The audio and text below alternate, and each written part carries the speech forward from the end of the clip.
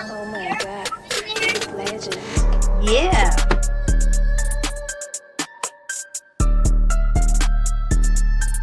Are you on there?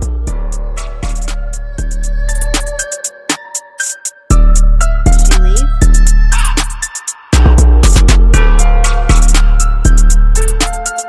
Can you hear me?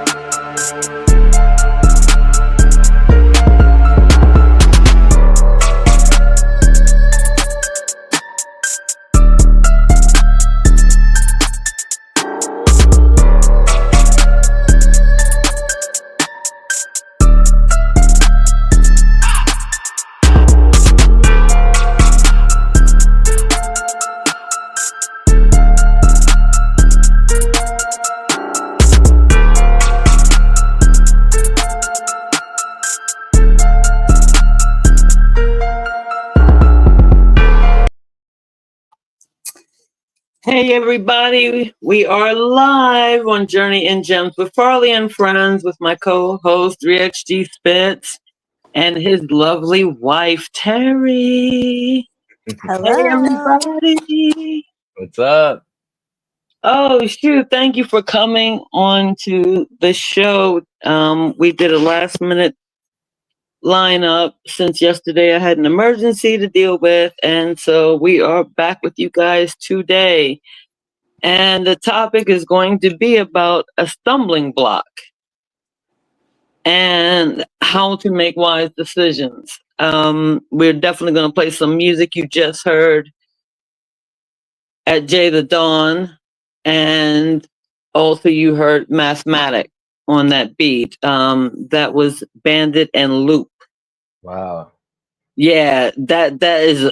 I mean, his beats, everything he puts out, there's nothing you could say. You know what I No, mean?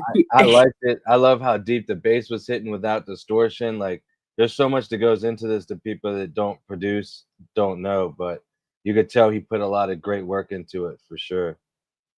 Absolutely. And so we shout out to you. I know you were asleep there, but we shout out to you in Germany. Both of you that are in Germany, we appreciate you for letting us use your music on our show. So, just to kind of kick it off a little bit, I was thinking about stumbling blocks, and I went back to that as certain things were getting chaotic. With, of course, family emergency, all this kind of stuff like that. So I was like, okay, some things is meant to make you stronger and better. Is it so bad to have a stumbling block right there? And then I thought about with it being related to people and how they treat you. And so if they're a stumbling block as well, you know what I mean? So it comes in those two different forms. So I want to open it up to you guys and see what you think. So, like as far as stumbling blocks, like them being a part of our lives, or You can come from that angle and then we can spin it off because I really want to know like a three-parter. So let's start with that one.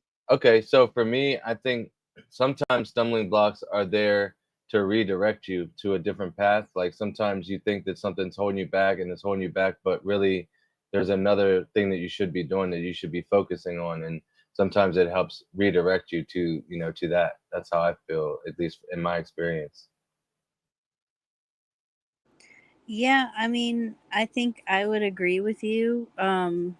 Stumbling blocks tend to suck and they kind of come up out of nowhere. And but I think oftentimes you end up finding something better. And yeah, I know me especially, like if I get comfortable in a situation, I'm reluctant to leave it even if it starts going bad, because that's what I'm used to and I'm safe and secure in that spot.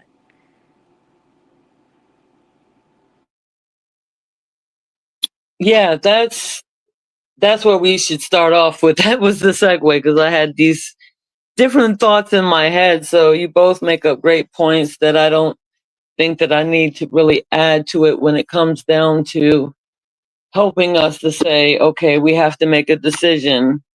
And so go ahead and make it instead of procrastinating. So I definitely agree with that. Now, when it comes down to people and they become a stumbling block in our way, how to feel about it, first of all, and then deal with it. Um, I guess when people become a stumbling block in my way, I try to communicate first and see if there's another way that like we can work together that, we don't have to get in each other's way.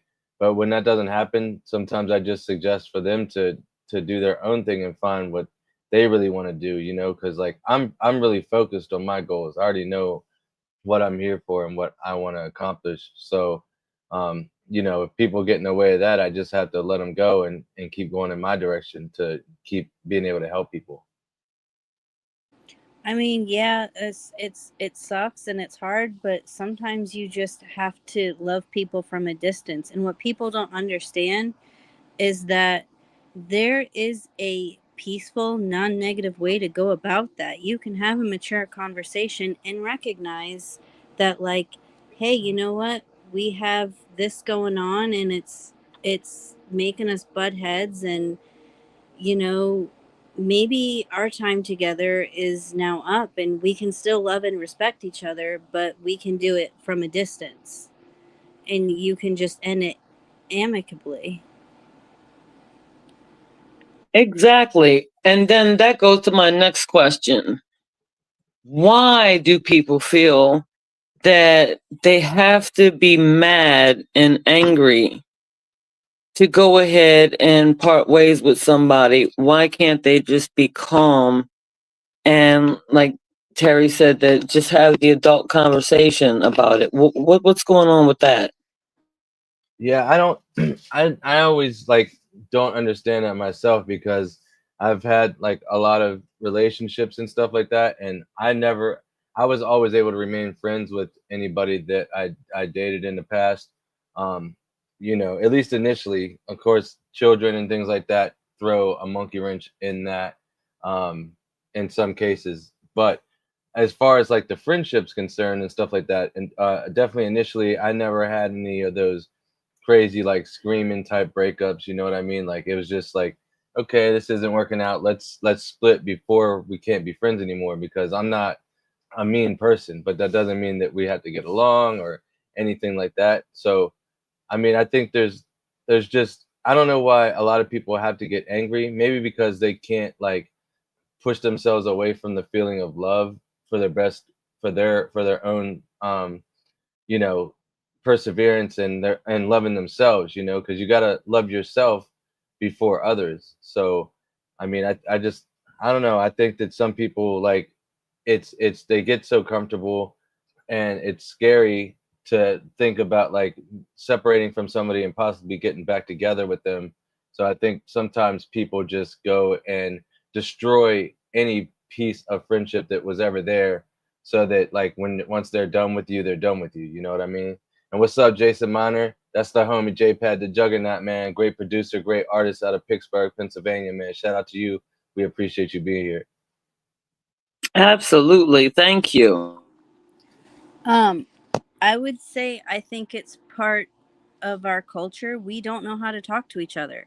And if someone hurts our feelings, we just go with that first stab of whatever negative feeling we have and we go for it.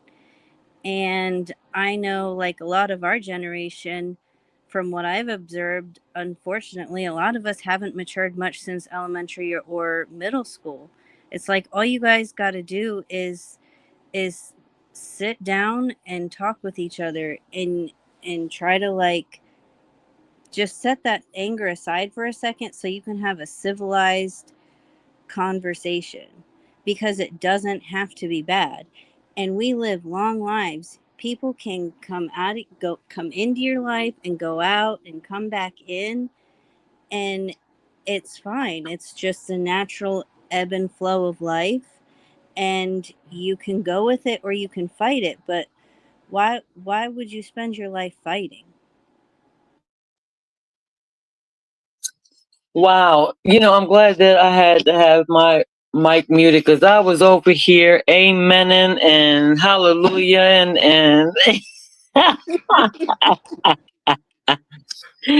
I'm like, yes, like, okay. I'm like so thankful that we do the mute thing over here. Because you wouldn't have been able to say it nothing else. I was like, from the jump, as soon as you said your first sentence, I'm like, oh my gosh, yes. Because you both are making the valid points of we have the maturity level is not there, and so sometimes not even knowing self enough to be able to have certain things, or it was not, you didn't grow up around it. You might have grew up around a lot of screaming and arguing, and then somebody stumbling out, then they come back in, a parent or something like that. Environment always plays a part too in what goes on in our lives. And so the thing that I wanted to bring up a point that middle school, yeah, the elementary middle school has been there. And because we are talking about it more and more, I don't understand then why we don't change it if we recognize it. Well, I That, think you people know, stick to what works for them, because certain people it works for them because they're able to tear down other people and put on the facade that they're higher than this person. But I mean, of course, you appear higher when you make someone else appear lower than you. So I mean, it's a lot of different things, and I think it would also help if people had just a basic, very very basic level of respect and love for one another. Matt, did you want to say something? No, I didn't have any input on that one. You're silly. I mean, I agree with what she's saying for sure. Definitely. Right. Okay. I just want to make sure before we came along that everybody has a chance to respond to each other. And so, with that being said, I know that when I was in the conundrum of having to actually rely on one person, and I mean like no family around, none of that. So my partner, the person that I was with, was the only person, what I mean, that I had to lean on. I learned through talking with different people of losing my parents so young and being in certain relationships that it was crazy how people will do you when they know that your family's not there like that. When they know that, that core elements and stuff like that is gone. And so it becomes like, I'm going to tell you something, Terry, real quick. It becomes a thing where you become an easy target. And so it was a lot of the fighting. And I learned that throughout the years into the decades that, oh, okay, this fighting comes from sometimes a place of stumbling you to saying that, okay, you need me. Like you can't do anything in this moment. You know what I mean? You have an autistic daughter. You got this going on with your son and your other daughter, your health, taking full advantage of that. And me seeing it as a stumbling block, but I didn't know what to do. And then I'll tell you what I did, but let me go ahead and let Terry say her thing. I was just going to say I 1,000,000% can relate to that.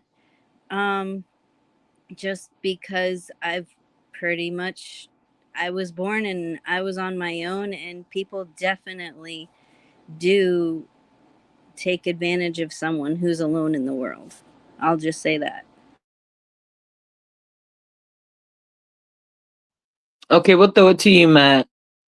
So for me, I definitely agree. I've seen a lot of people take advantage of people that they know are kind of stuck in a corner. So like they'll give them an opportunity, but like make it to where it's ultra beneficial to them. But it's like, yeah, I'll help you out, but you got to do this in return. And it's like if you're the person that's stuck in a situation, then you pretty much have to do it.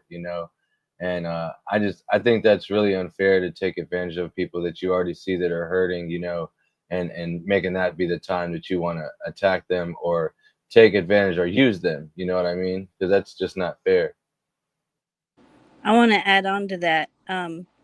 Pay attention to who people surround themselves with, because there are certain people who only surround themselves with people who they consider less than them.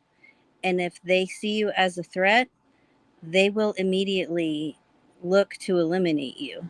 Right. Definitely, definitely. I've had that happen, being really good friends with people, and then like you can tell that other friends that are in the circle like end up being jealous of the connection and the friendship and the brotherhood you have with somebody. And it's like as soon as they feel like they're threatened or that they're not the other person doesn't consider them as good of a friend as they consider you, they start doing stuff like little things here and there, but just letting it build up until the other person's mind, until that person starts hating on you a little bit too. And it just grows. Like it's like a terrible thing. It just grows in everybody's mind. And then they're kind of in unison with their thoughts, so it could definitely end badly. And yeah, like I've dealt with that a lot professionally, because most of the time the people I worked with, like, you know, if they had some type of an accreditation, it was like, "Oh, Terry, how do you do this? Terry, how do you do this? Oh, I have this question, or I'm not going to get my certification. Can you answer it for me?" And then there's like five other questions after that, and it's only like a 15 question quiz, like stuff like that. Right. And I noticed with my last job, like, people swarmed me when I was going through my divorce and I was feeling horrible. And then when Matthew and I reconnected, and they were like, "Wow, we're so happy for you. You're so happy. Like, oh my God." Like, and constantly comparing him, how he was so much better than my ex. But then at the end, after all that wore off, then things started to change.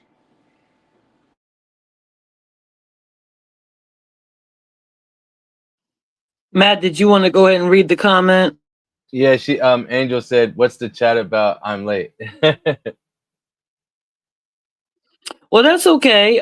We're talking about stumbling blocks and how we make wise decisions according to each stumbling block. So we were just taking it from the aspect of not only just relationships, but friendships, different circumstances and situations in our life that's a stumbling block.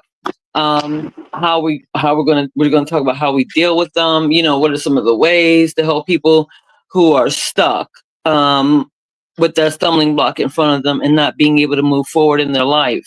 And also, Terry made a great point that our mindsets, well, the mindsets of many are within that middle school, elementary thing where everybody gets into arguments, because I did ask about why the people have to, get into arguments and stuff like that and be mad and angry before they can just go ahead and talk and leave, something, so that way both people can be happy. Right.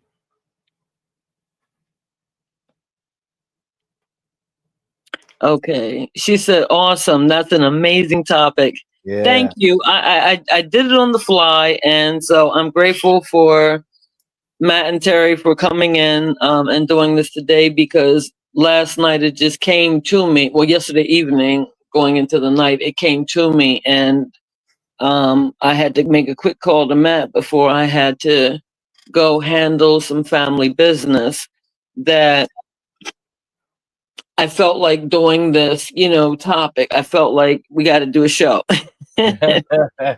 we got to do a show, because it's definitely weighing on me because I'm sitting back and I'm watching people in real time doing things. And it's like, okay, I've given it a whole entire year. So now it's like, okay, walk away. And so Right. I don't have to scream, I don't have to shout, I don't have to do all these different things. But with certain circumstances, when I was stuck in them, in those kinds of relationships, and again, Angel was making a point about how, with me not having no family, my parents died by the time I was 15. So how people treat people who are in vulnerable positions, and what they do to just go ahead and take their anger, hate, whatever it is, out on you. So again, with that being said, I learned a bad way because I was seeing other people who were just arguing. Now, after my parents, it was, family members. Then everybody would just argue, then they would part. You know what I mean? It was just a whole lot of things that were going on and moving parts of my life where I was like, okay, I didn't allow that to affect me. But once it came to a thing where, somebody knew, I mean, and a lot of people knew, and they could be my friends or they could be family members, but it was mostly men who were revealing to me things about how strong I am, or and how I look at something and I'll go head on with it, And I'm like, okay, there's only one way for me. Either I like to sit down, I love to make a meal, and let's go ahead and talk about it. We can sit anywhere, whether it be a restaurant, my table, whatever it is, I can do that. I want to, create and find a way to walk away from things. However, when you have certain people who have a different mindset, you have to take that into consideration. Don't you think, Matt, of how to approach people is according to like how they act? Definitely. Yeah, Absolutely. How they act, how they communicate, like all of that stuff is relevant in conversation and communication because when I'm on here or when I'm speaking to a business person, I might speak in a more universal language that everyone can understand. But when I'm chilling with my homies or I'm at the club, you know what I mean, working on music and stuff, I'm gonna speak how I spoke, from my neighborhood and how we speak around here because I don't want people to feel like they're unheard or that I'm well, I'm not trying to be racist, but I just say some of friends I've had in the past, when I speak this way they want to call me what's called whitewashed and stuff like that, and it's an insult to me. But at the same time, again, like what you're saying and figuring out how people are speaking and what they're speaking about, I didn't take it as an insult. I took it as, okay, you feel like that you can't communicate with me in your language or that I may miss something that you want me to understand because I can speak properly. But really, that's not the case, But in certain situations, it's appropriate to speak the way that I'm speaking now. And sometimes, too, in addition to that, they can also feel like, wow, well, they've gone and left me behind, or wow, I guess they think they're better than me now. So it could also be just a reflection of maybe something bad that they feel about themselves, and they may not even consciously know it. absolutely, I agree with you, and I keep this up for a reason because Angel says that some people just don't want to communicate. Sounds like you had your share of narcissist people in your life too. Absolutely. And that's when I did not want to put labels on people because I do have a DSM-4. I had the DSM-3, I have the DSM-4, and I want to get the DSM-5 and the DSM-10 as well. So I'm always, since my daughter became autistic, I've always wanted to know and understand the different mental illnesses and what's associated with it. So I never wanted to call people such a name, you know what I mean? Because I didn't understand what it looked like until I was able to really go ahead and say, wait a minute. Yeah.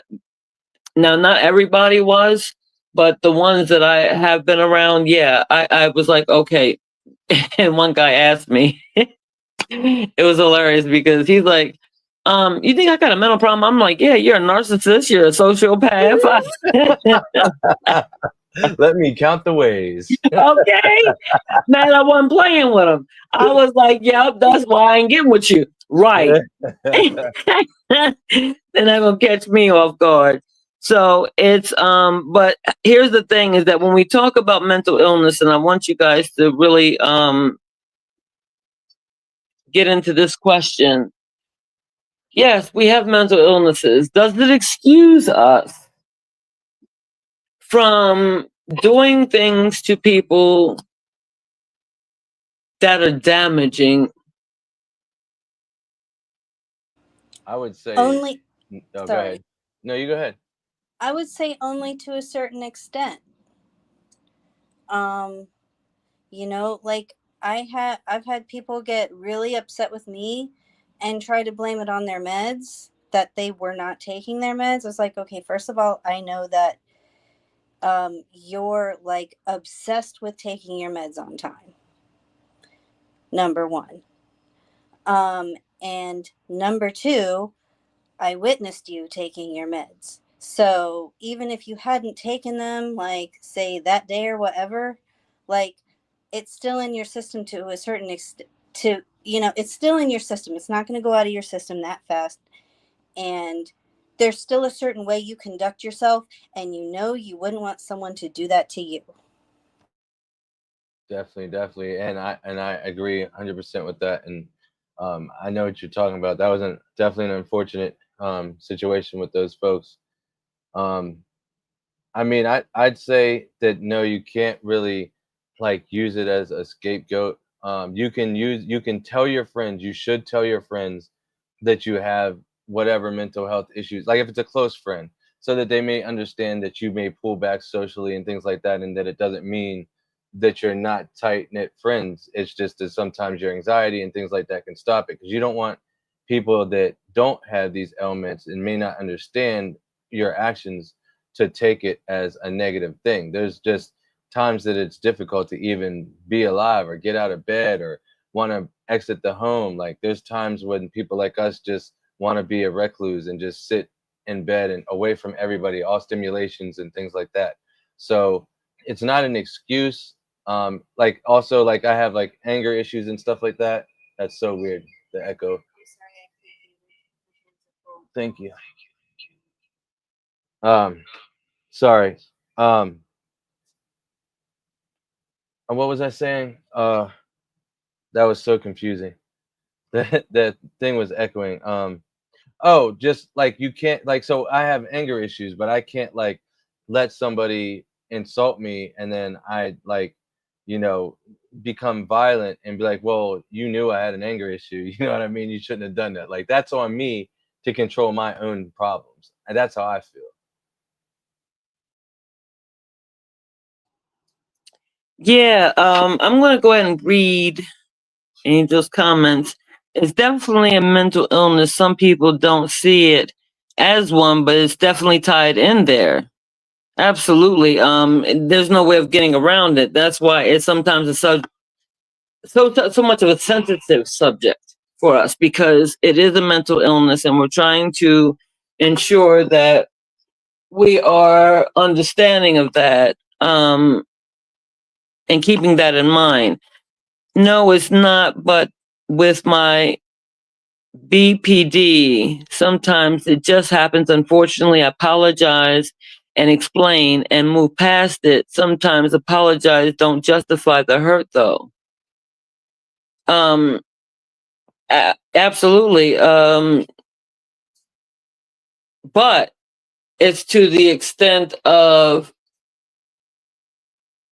when you're apologizing consistently, sometimes, like I said, then you have to know how to learn how to deal with that person in a different manner.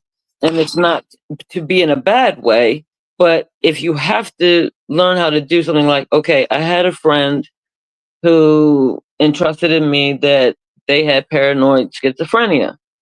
Well, I was like, ooh, okay. Didn't know, like I said, somebody who actually would come out and say that, but the person was very much concerned about how I would react. And so I just learned what it was and stuff and just kept on moving. But the wild part is that when he got into one of those modes, then it was like, why are you acting this way? It would just be so random out of nowhere. And so many people in his life had to walk away because it was like, okay, there's no way you don't know what you're doing. It's no, even with having paranoid schizophrenia, Right. and you go over the top sometimes. There's still sometimes, for me, it was like, because I was such a dear friend. So no, it's not always excuse. Yes, we are going to hurt people, and that's what we're trying to get through, is these stumbling blocks and how to deal with them without so much chaos, without so much killing, without all this. See, I don't know about nobody else, but the energy, I don't have it anymore for that. You No, know. yeah, I definitely don't. And um yeah, I forgot what I was going to add on to that, but like for the past, I don't know, 6 or 7 years, like I can't take it anymore. People need to, I think, try better, at least to communicate. And if you come from a place of caring, you can make it work. Definitely. Did you just use one word and stop? Me? Yeah, I was agreeing with You know what? That's just absolutely. it. I mean, because I don't know how I would expand on it, any more than that. So, Oh, I I get mean, you. Right, yeah, right. Because she's very good at being able to just nail it. yeah. That's why she makes it easy to communicate. And I'm bad at communicating, so you know, I guess Except at not least we when can I'm communicate upset a little and I'm bit. spiraling. What's that, honey? I said not when I'm upset and I'm spiraling, though. Well, that's why we're partners. When you're that way, then I'm here, and I got your back. And when I'm acting crazy, then you got mine. You know what I mean? That's how it works. We need somebody that has that love and that compassion in them to bring us back and ground us. You know what I mean? So So, with that being said, with stumbling blocks, now we're going to take it in a metaphoric way. The shiny object that we just absolutely want to have, but yet it's not good for us. How do we go ahead and remove it out of our way? oh, I don't know. I mean, so like something that is a stumbling block that is something that you do or that's being done that's blocking you from a goal, I guess.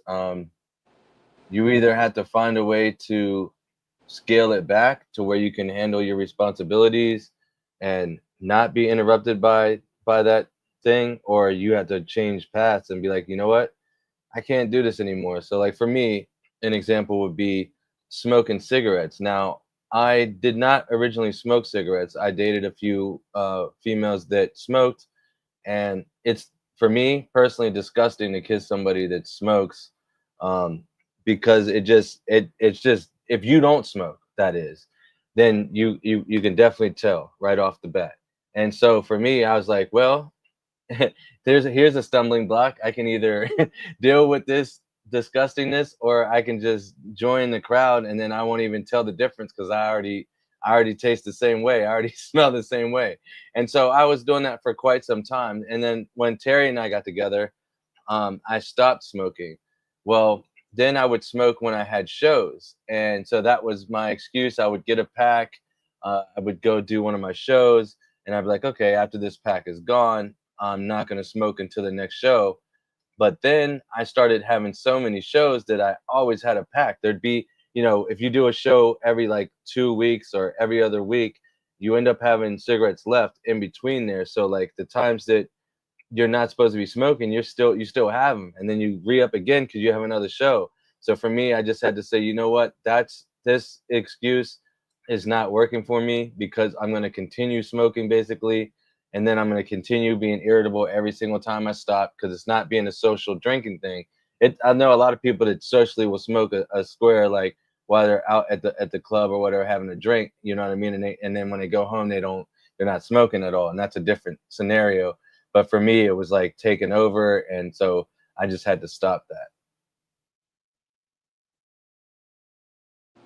Well, I was just going to say, it's like, you get to a certain point where you have to make a decision.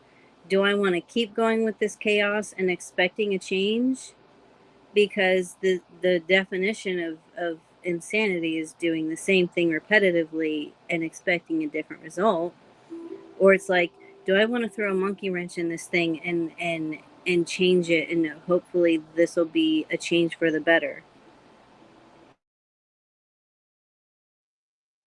Yes, because one of the words that we all have heard is, but I love, and then dot, dot, dot.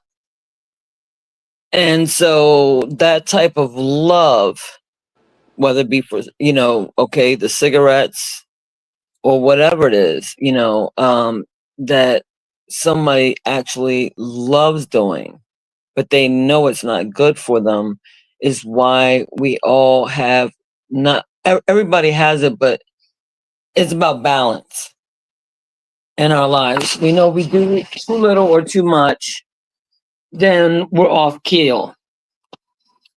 And so I thought that, bringing up those kinds of ways for me in changing my mind was to be able to broaden my mind into things where I'm seeing what I see and say, okay, you are definitely a stumbling block, and this is what I got to do, to remove you. And if it's a something, if it's an it, then okay, I keep gearing up my mind, because what I don't want to do is add on more things, like any medicines or anything else to quit smoking. So with having cancer, it was like trying to scale, and then trying to deal with everything, that I was like, oh my gosh, this is so much harder than I thought. So even with something with saying, okay, you have cancer, it was a thing that in my mind, I knew that when anything that would go on, anything that would hit me with stress, of course, it's going to be like, I want to reach for something. And so I'm really diving in more into, my writing and doing other things, having other projects going on with my spoken word, and writing a book and being in anthologies and stuff like that. I'm doing all this, it's my time. But see, when I'm like, okay, you got to scale back, then look what I can get done. And then it's like, oh, wow, look what, this is what you want to live for. This is why you should quit all the way, like nothing at all. I don't care. So, that's my way of, when I broadened my mind and I said, okay, do something, even if it's an adult coloring book, I don't care. Do something in your time to go ahead and say, I can do the mind control thing. And so that's where if it's a person, then it's like, okay, well, he did apologize, or she did, say she was sorry, you know what I mean? And how long do we go and then say, well, wait a minute.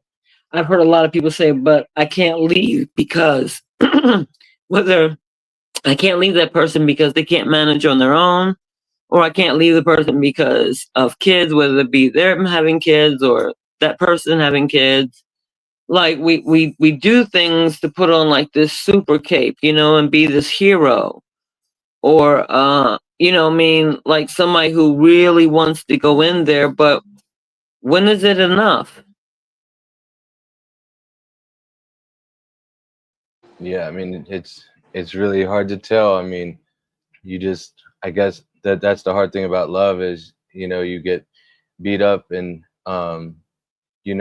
it's hard to tell if it's going to be worth it or not, because a lot of people aren't honest even in their relationships. I mean, I look at a lot of I see a lot of patterns, and I see patterns in people's behavior a lot. So I'll weigh in what I have seen and versus what I hear from the person. And, usually you can tell that's how you learn someone's character. And you can tell if their apology is genuine. And you can tell they understand that if I apologize, that means I am truly sorry for the damage I've done, if any, and I will not do it again. But there are people who just think, well, I said I'm sorry, so I can just keep doing it over and over again. No, you cannot. You wouldn't expect someone to keep doing it to you.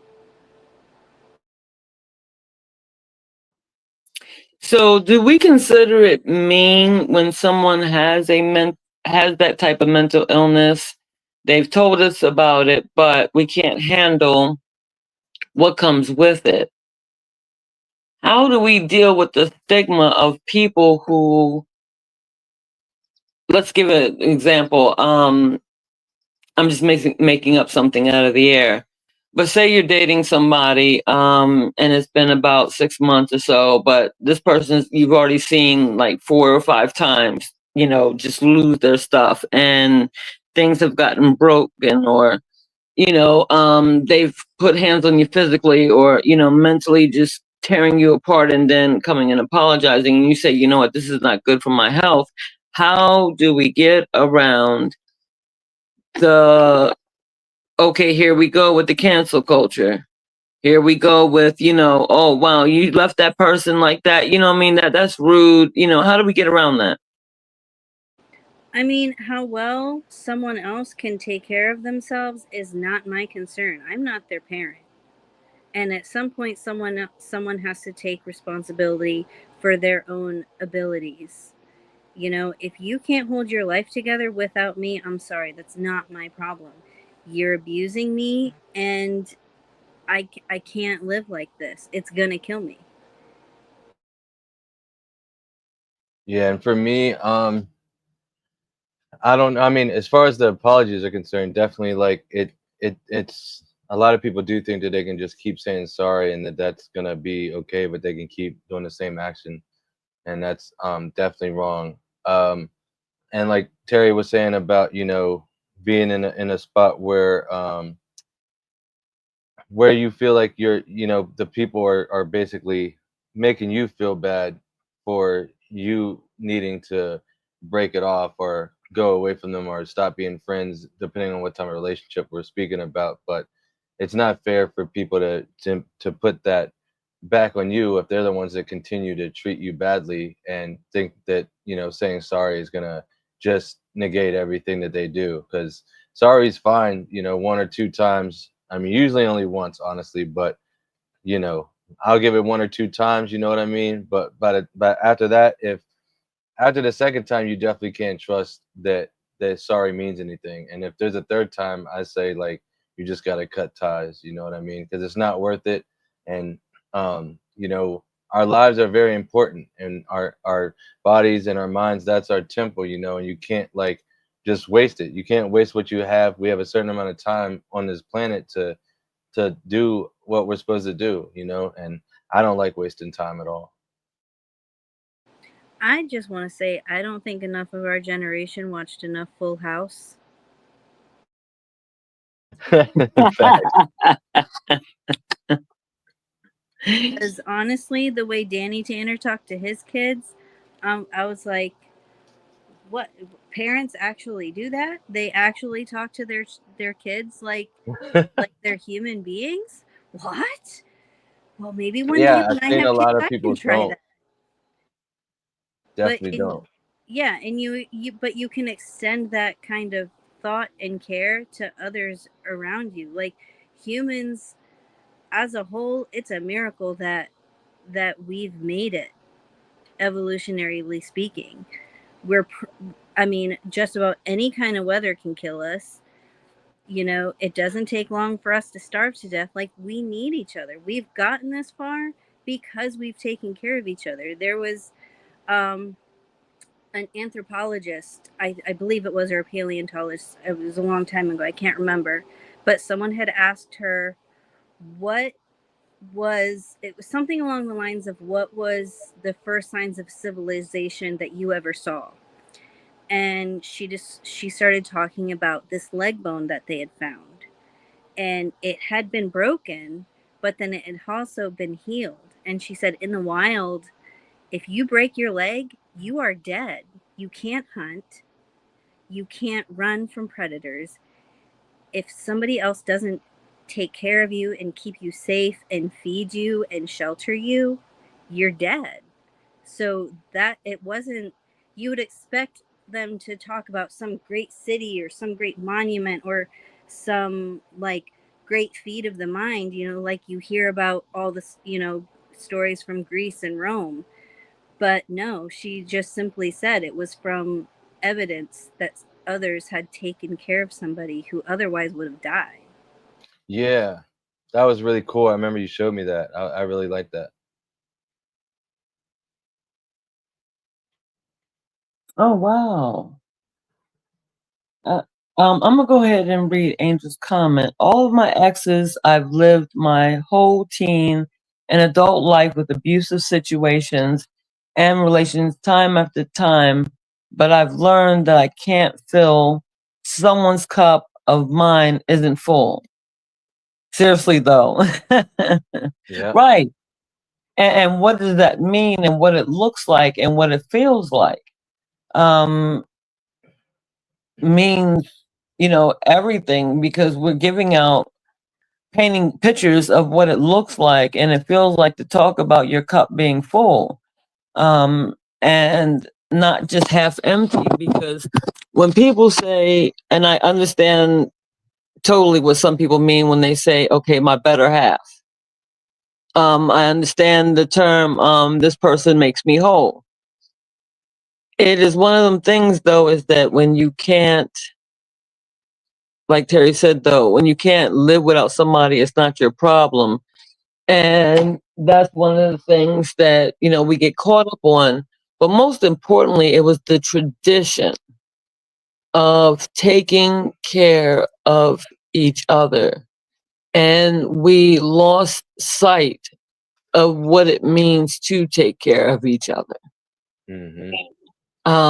And we can get it back if everybody took the initiative to change certain things, making time out to do certain things in which it may look like, okay, I'm giving, I'm being harsh or strict, but no, it's not. It's about, okay, family time, or, hey, let's go visit, grandma, or, I'm making examples here because I know everybody might not have a grandmother, but I'm just saying, like, oh, wait a minute, let me go check on my neighbor. You know what I mean? I haven't heard from them. Even though you might have seen them a couple times or whatever, you still have, you're like, okay, let me just see how they're doing. Um, Technology is great because it's made it a lot easier for us to be able to communicate certain times and certain things, but there's nothing like physically seeing somebody. There's nothing like being right there in the presence, and making sure that you could see that smile and everything else, like being there. We have gotten it to a place where more people have friends online than they do in their real world. And so, what do you guys think about with how social media plays into all of this? Um, I think social media has made it easier to communicate, but with that ease and with the ease of building friendships, some people that have weaker minds that can't control like their impulses and things like that, social media can be extra dangerous because I think it creates a widespread ease of access for infidelity. You know what I mean? A lot of secrecy. You know, couples being like, "Oh, I don't want you to read my messages" and stuff like that. And like in some ways, you shouldn't be reading each other's messages because everybody deserves their own privacy. But the problem is with that is that that's where trust comes in because a lot of people, like I was saying earlier, are dishonest. They're dishonest with their partners. They're dishonest with themselves, and they do these things thinking that it's not going to hurt anybody because nobody knows. But ultimately, like spiritually, you can feel that. I definitely know women are I feel like better at having that intuition of knowing when their significant other's heart's being shared with somebody else. You know what I mean? And so I think it makes it a lot easier to have a whole bunch more friends, but less time to develop a true friendship relationship. So it's like you don't fully know those people. It's the same thing I tell like my homies, you know what I mean? They'll be dating a chick and then sometimes they'll get a side chick or whatever and think that that they're the end all be all. And I'm like, bro, until you live together, you don't even know what a relationship with that person's like. It's easy to be happy with a side chick when y'all don't have group responsibilities, y'all don't have bills that you pay together, you don't have all this stuff that adds stress to a real relationship. But that stuff you have to deal with and deal with together. And as soon as you think you're gonna jump ship and be with somebody else, 9 times out of 10 it's gonna be worse because you don't even know all the little things. Like me and my wife, luckily, we like the toilet paper the same way, man. But you get involved with somebody, they might like to have the toilet paper like inside, like backwards, or just little things, or put the toothbrush here. There's all these little teeny tiny things that you don't even think about that are part of a relationship, part of a life, and part of getting together that you need to consider. It's not all about how you feel in the moment, but how you're gonna feel overall and what's really real. So that's how I feel about it. I've had so many thoughts come or go, and you stopped right when they went away and didn't come back. Um, so yeah, I guess I'll just sit this one out. Right. He was like, wait a minute now. Let me go ahead and just slap it on down. Bam. And I'm like, oh, okay. Look, Matthew X, come on now. You better go ahead. That's my real name. I'm Matthew Xavier Spencer. My dad named me that because Xavier means intelligent. So that's my real name. Can And I that's what I just love. can Thank I you. say, like a few months before I met him, when I was pregnant with my daughter, before I knew whether she was going to be a girl or a boy, because back then, I can't believe I get to say this already. Back then, you only got 2 ultrasounds, and the first one my first one was at almost 20 weeks. Um, and then, so generally, you didn't find out the gender of the baby till you were somewhere past like 25, almost 30 weeks. And so, one of the boy names I was considering was Xavier. Oh, there we go. See? I knew I was supposed to be in there. I was almost in your belly before I was in your belly. It's like, no, I'm just kidding. Oh, dang. Yo, now wait a minute. JK, JK. Look, wait a minute. Look, wait, hold on. We only got about 6 minutes into the show. Hold on, wait a minute. We got 6 more minutes, y'all. Hold on. Hold on here, because we're gonna go into after dark hours. You know what I mean? NSFW, NSFW. Right? Not safe for work. um Angel said, with the ease of social media and communication, it's easy, but it creates chaos as well. It's Oh, iPhone and it's autocorrect today. Oh yeah. Adding words is for the birds. It's but awful, man. It so really is. Oh, can I I know it. can I circle back to the social media thing, and I'll do my best not to step Absolutely. up on a soapbox? People do not fully understand the technology, number one. Number two, they don't realize that every single thing they are doing is being tracked. And these social networks are manipulating everybody. Everybody is so much angrier than they used to be. And everybody's got their face in a phone now. And usually they're on some type of social media. And they only push the negative stuff. We've experimented it with it ourselves. Yeah. So, people need to understand, number one, you put something up there, it really is there forever. Even if you hit that magic delete button, it's not as magic as you think it is. Mm-hmm. Okay? Because even if someone doesn't have the know-how to do it themselves, they can find somebody, and if there's a legal matter, you can get a subpoena and get that information. So everything you put out there is always out there. Yes. And these companies are picking and choosing what they're showing everybody. And not only that, they really are tracking everything you're doing on your phone, even if you're not on that app. They're paying attention to what marketing you're paying attention to. They use cameras to track your eye movements and your facial expressions to see how you react to certain things, and they feed you what they feed you according to whatever their goal is. Right, and they use your wants and likes against you. You know what I mean? Because they do track all that stuff, and even past the device level at your router.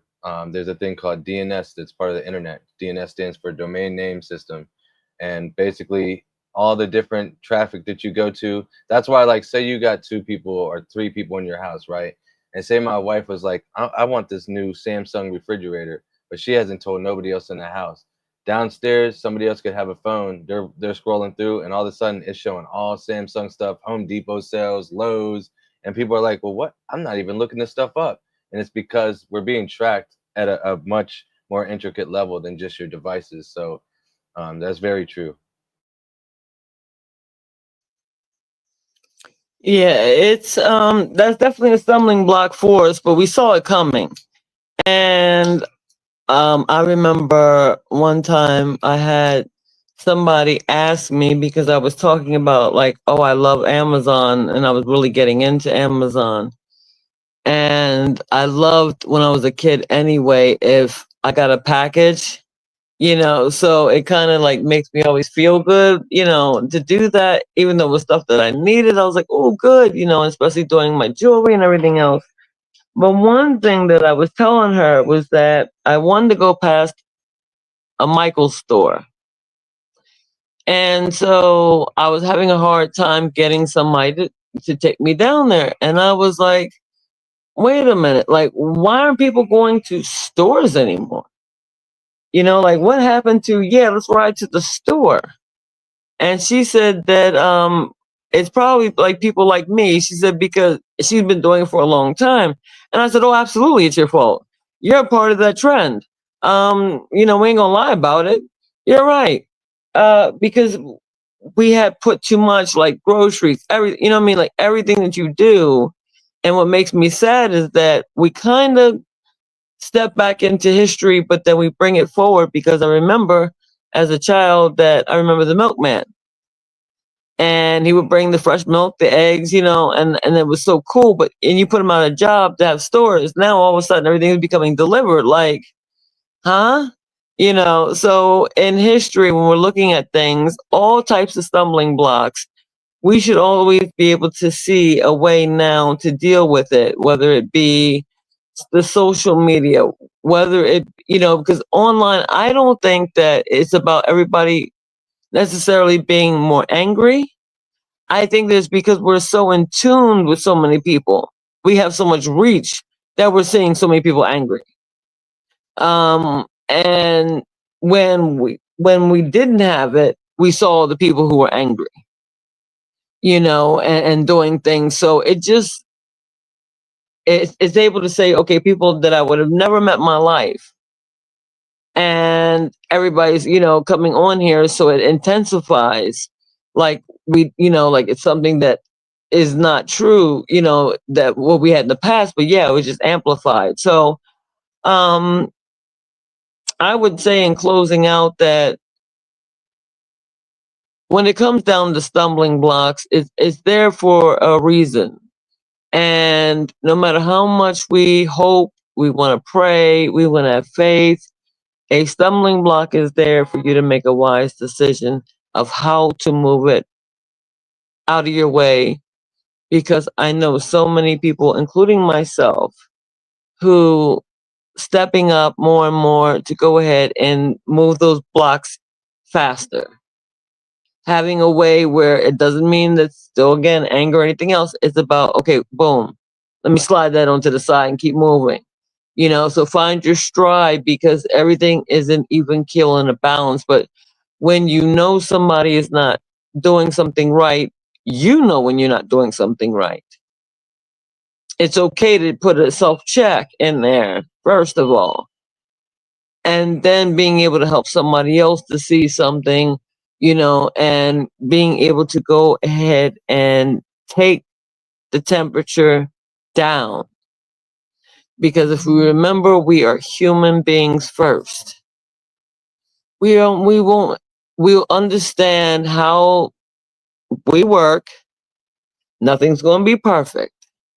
However, we can take, again, a lot of the temperature down, take people from being able to get away with so much stuff that is just so criminal, that's just so bad, that is just so wrong, morally, lawfully, all those different things that can be done. We all have to take accountability for it. And if you can't maintain a relationship with, whether it be family, friends, or whatever, then be responsible enough to get on your own. Be responsible enough to say, okay, you know what? I keep on doing this. And instead of waiting for them to kick me out, let me go ahead and say, you know what? Let me go and get my own place, or go here, somewhere where you can get some more assistance in your life. There's plenty of ways to self-help and get yourself up there, to include if it's another person. That's, it's about you self reaching out. So I want to leave everybody with that point of view, is that don't always despise, because the quicker you can go ahead and do something about the stumbling block, the quicker you are to getting to where you want in life and need to be. So I'm going to leave it with that and give you guys the floor, and then I'm going to end out with another Jay the Dawn, aka Jezza on the beat. So I would just say, yeah, definitely I agree with everything you're saying. And sometimes we don't need to fight. Sometimes we just need to move aside and go a different direction. I would say act like you're 5, and just when you're interacting with people and you're going throughout your daily life, just ask yourself, am I treating someone else the way I would have them treat me? And if the answer is no, course correct.